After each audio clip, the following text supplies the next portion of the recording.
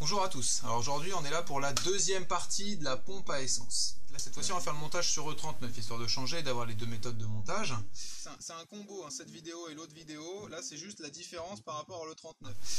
Alors pour faire un petit retour d'expérience par rapport à la pompe que j'avais montée, donc moi j'avais monté une MOS Plus 300 litres par heure dans la première vidéo, elle a tenu 9 mois, ok. Je me la suis fait rembourser, ils m'en ont renvoyé une autre, le modèle d'après, le 340 litres par heure, toujours exactement la même taille, la même connectique, tout pareil. Donc j'ai pu la monter chez Plug and Play. Celle-là, elle a tenu 6 mois. Donc bon, MOS Plus, c'est pas fait pour l'éthanol, hein, ça doit être écrit résiste à l'éthanol, c'est pas fait pour l'éthanol. Donc moi je vous conseille, c'est d'investir dans une vraie pompe qui a été faite à l'éthanol, c'est-à-dire la AEM 340 litres par heure. Vous pouvez voir juste là, c'est marqué compatible avec le 100 éthanol et M100 méthanol, c'est-à-dire que 100% d'éthanol et 100% de méthanol. Elle a été étudiée pour. Donc c'est exactement le même contenu que l'autre pompe. Donc il y aura les mêmes soudures foireuses à faire que dans l'autre vidéo, mais cette fois-ci on va parler d'autres moyens. Si par exemple il y en a qui veulent pas souder, il y a d'autres méthodes. On en parlera après. Donc on va parler là de comment on démonte la pompe E39 par rapport à la pompe E46. Alors c'est exactement le même système. Donc au début on démonte la plaque, ok, avec les petits écrous, sauf que là c'est pas des écrous de 10, c'est des vis cruciformes, de moi, c'est ça. Vis cruciformes, et après en fait on va sortir une première partie de la pompe, c'est ça, ok. Donc c'est exactement le même bloc, presque, enfin ça c'est pas exactement pareil, mais ça, la taille c'est presque la même chose, tout est très similaire. Donc on sort ça, et en fait après la pompe reste engagée au fond du réservoir, ok, ça c'est la pompe. Et pour enlever la pompe, alors exactement, elle va être comme ça, ouais. Vous allez avoir ces deux petits loquets là, ici. Je sais pas si vous voyez, mais en fait c'est ça va venir se cranter. Et en fait quand vous appuyez ici, vous allez la libérer. Donc avec une main, il faudra appuyer là, avec l'autre, donc faudra passer dans le trou, il faudra appuyer là. Et après il faudra venir ici, parce que là il y a un petit joint torique qui tient aussi. Je sais pas si vous voyez. Et celui-ci va rester bloqué. Donc vous pincez là, avec vos autres mains, vous venez, vous tirez. Et hop, tout va sortir, ok. Donc ça c'est pour la pompe. Après donc c'est exactement la même procédure pour sortir la pompe de ça. On va tout simplement, vous voyez il y a trois petits ergots là ici, 1, 2, 3 là, et en fait vous allez un peu les écarter histoire de pouvoir sortir la pompe. Ah oui, j'ai oublié de dire, mais avant il y a la crépine qui est en dessous ici, en dessous de la pompe. Là, celle-là vous tirez juste dessus, voilà, c'est tout. Ça c'est l'ancienne, donc ça, celle-là, là 300, là c'est la partie qui a été nettoyée, et là c'est la partie non nettoyée, et donc la crépine, celle-là, là 314 000. Donc voilà, après vous sortez la pompe. Et alors pour E39, donc alors après, là bah pareil, hein, on enlève le collier avec un petit tournevis plat. Bon, j'ai pas de tournevis plat, mais vous passez le petit tournevis plat ici, et en fait vous écartez pour qu'il y ait un petit peu d'espace. Enfin, ou sinon vous coupez ça, mais en tout cas on va se resservir de cette durite là, ok. Donc ça faudra le défaire, et après ici là, vous coupez les fils et vous ressoudez comme dans la première vidéo si vous voulez souder. Sinon, on va utiliser en fait, alors ça s'appelle des manchons à sertir.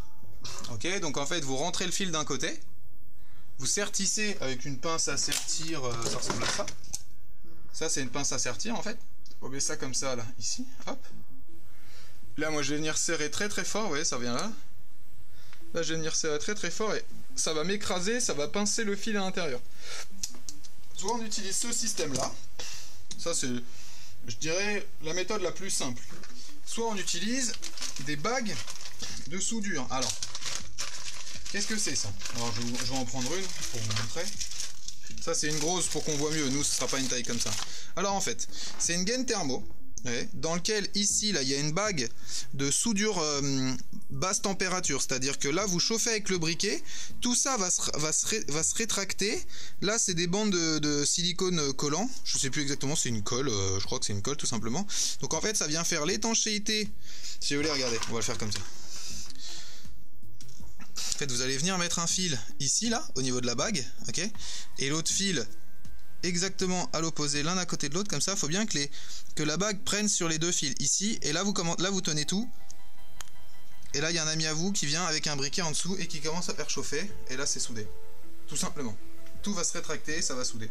Ça c'est une des techniques quand on n'a pas de fer à souder. Ça coûte que dalle, vous envoyez sûrement des pubs sur Amazon ou sur Facebook. Ça s'achète, ça là il y en a pour 5 € je crois. Et il y a plein de tailles, il y en a je sais pas combien. Ok, il y a même des tout petits là. Donc ouais, ça coûte 5 €. Ça je les ai achetés chez Lidl, ça coûte 5 €, 2 € je crois. Ceux-là là. Voilà, ça c'est les autres méthodes pour souder.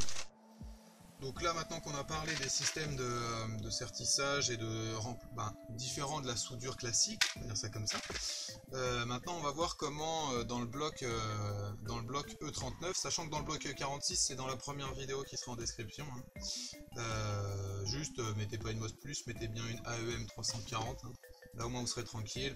Là ça tombera pas en panne. Donc la particularité par rapport à l'E46, c'est que l'E46, la mousse qui était fournie avec la... Moi c'était la MOS+, mais il y avait une petite mousse comme ça. C'est exactement la même qui est fournie avec la AEM. Pour l'E46, elle suffira pas. Il faudra en acheter une plus grosse. Okay. Ou alors il faudra la mettre et après il faudra mettre des riselants pour bien tenir la pompe à l'intérieur du corps de pompe.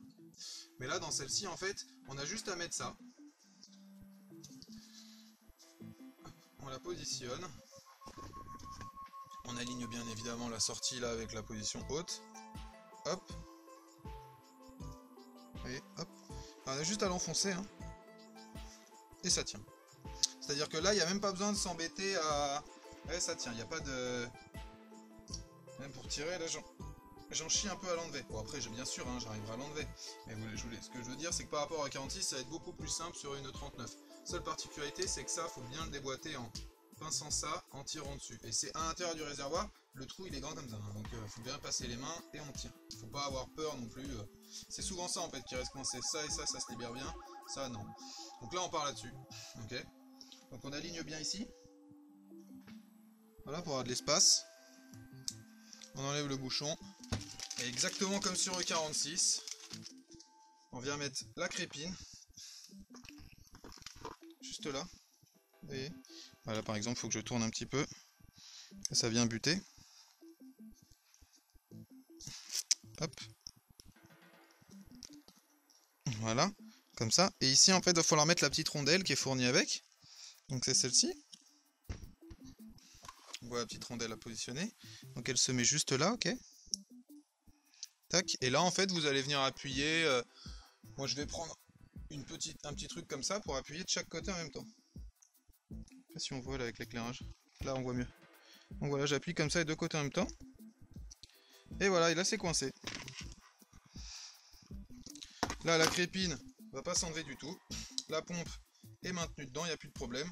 Maintenant, il me reste plus qu'à relier ça aux fils qui sont là. Donc alors pour savoir si c'est lequel est le plus et le moins, alors déjà il y a du détrompage donc vous ne pourrez pas vous tromper. Vous enlevez les tuyaux. Donc ça c'était le long et là c'est marqué plus et moins. Donc ça c'est le moins et ça c'est le plus. Voilà, c'est généralement le plus foncé le moins et c'est généralement l'autre le plus tout simplement. Donc voilà, là on va couper ici. On va dénuder les fils. Soit vous soudez comme dans la première vidéo, soit vous servez de trucs à sertir comme ça, là, de connecteurs à sertir, ou soit vous utilisez des bagues comme ça direct de soudure. C'est au choix. Alors du coup je vais vous montrer comment on sert des assertir. Donc en fait tout simplement il faut en prendre un qui est à peu près de la bonne taille, ok. Donc par rapport au plus gros des deux fils. Donc là on va partir sur cela. On arrive, on s'approche gentiment, on commence à tourner, hop, voilà. Là on est en butée, vous voyez, de toute façon ça s'arrête ici en fait, je peux enfoncer que ça. Ok. On met un côté. On va mettre l'autre côté.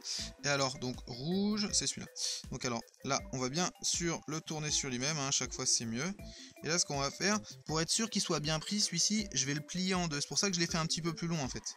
C'est comme ça, je vais pouvoir le plier en deux et je vais le rentrer comme ça. Et là, je serai sûr, celui-là, qui sera bien maintenu à l'intérieur. Je sais pas si vous voyez. Il va falloir qu'on l'écrase un petit peu.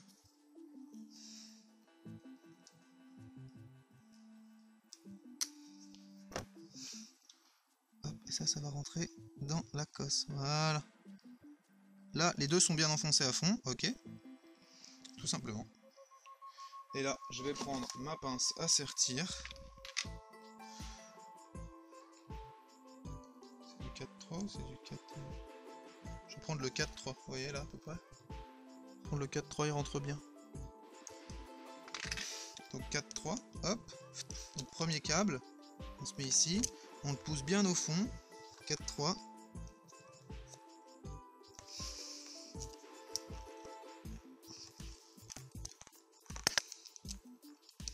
En fait, il est venu complètement pincer le fil derrière. Là, il est complètement pincé en fait. Je sais pas si vous voyez. Là, je refais 4-3 à côté. Hop. S'assure que le fil soit bien enfoncé.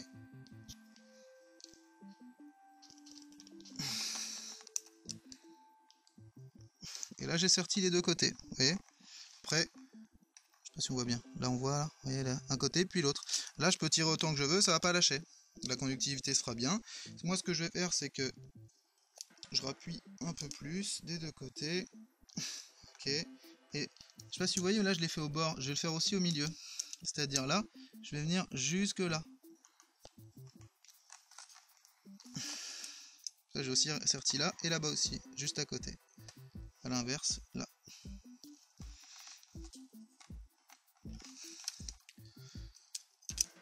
Et là, tout est serti. Et là, avec un briquet, bien évidemment, il faut que tout ça soit bien sec, hein, qu'il n'y ait plus d'essence, tout ça. Et là, en fait, avec le briquet, bah, vous allez tout simplement venir rétracter la gaine autour. Si jamais vous le faites au briquet, assurez-vous qu'il n'y ait pas... Dans la première vidéo, je dis qu'il faut pas le faire au briquet. Je suis pas fan de cette méthode. Ouais, là, il s'est complètement rétracté, bien serré, il n'y a pas de problème. Il me reste plus qu'à rétracter celui-ci. Là, quand il est un peu fondu, hop, hop. Faites attention à vos doigts. Ok, il y a de la colle en fait à l'intérieur là. Je sais pas si vous entendez. Quand je lâche, en fait, on sent qu'il y a de la colle parce que là, je l'ai vu ici. Elle a débordé un tout petit peu. Je sais pas si on le voit là, juste là. Donc, il y a un tout petit peu de colle juste ici. Et voilà, donc là, on a une connectique qui est complètement étanche. Parfait. Et maintenant, on va faire la deuxième. Exactement par le même processus. Alors, quand vous allez faire avec l'autre type, je vais quand même vous montrer. Donc, ce sera plus une bague bleue.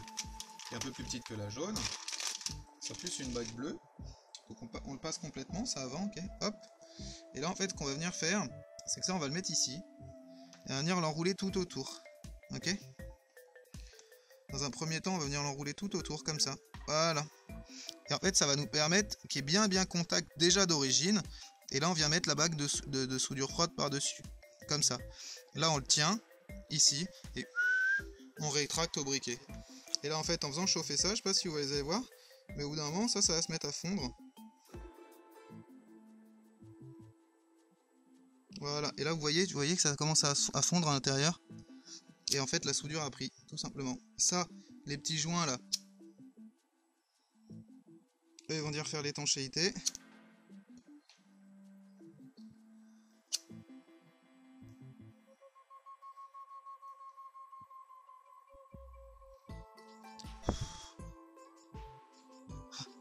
Il y a même de la soudure qui est venue jusque là, t'as vu.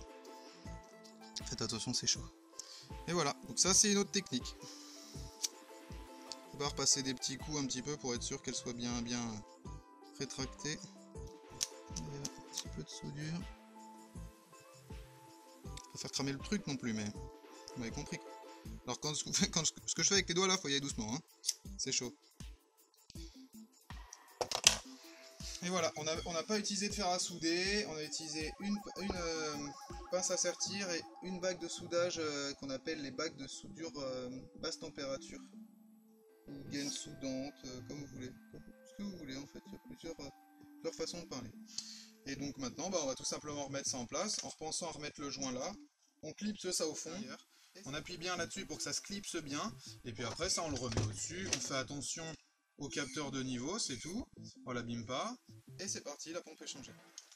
N'hésitez pas à poser des questions dans les commentaires si vous en avez besoin, et pour ceux qui se posent la question, sur les AEM, il y a un clapet anti-retour, alors que sur les MOS+, il n'y en a pas, et sur les Walbro non plus, il n'y a pas de clapet anti-retour. Voilà, salut la famille.